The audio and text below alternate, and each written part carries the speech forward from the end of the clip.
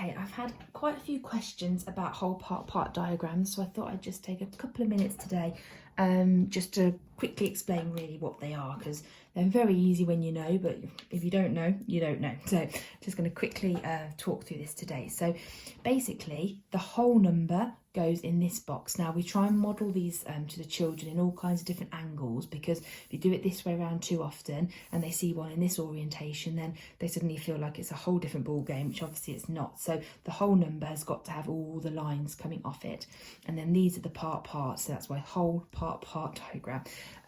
So very simply, the whole number, whatever whole number you're working with, goes in that box, and then two other numbers that can go together to make that number are the parts, so 3 and 1. You can have whole part boxes with all kinds of different things going on. So you could have a whole box with 3 parts. It literally would not matter at all. So you could have 5. So 1 add 1 add, do you have to think about that then? You can tell it's the weekend. 1 add 3 equals 5. So the whole number with different ways to make it in the part boxes.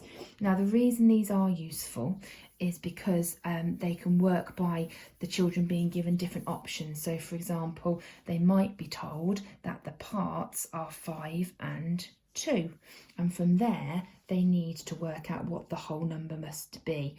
Before we move on particularly to using numbers as actually written as a numeral, we do lots of counters, so it wouldn't actually have the 5 in there. We'd have 5 counters and 2 counters, and then they could work it out to work out that 7. So that's a good way for using them. There also might be times when the child is given the whole number, like say 6, and they're told one of the parts is 4, and can they work out what the other part must be? So obviously there's some subtraction going on there, or counting on from 4 to 6.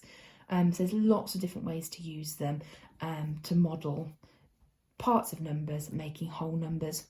We also use them a lot for partitioning, which is when we split a number into 10s and 1s. So if they had the number, so we're talking kind of year 1 here now, if they had the number 23, how many 10s? 2. Well, we talk lots about how it can't be 2. 1s, it has to be 2 10s, and 2 10s make 20.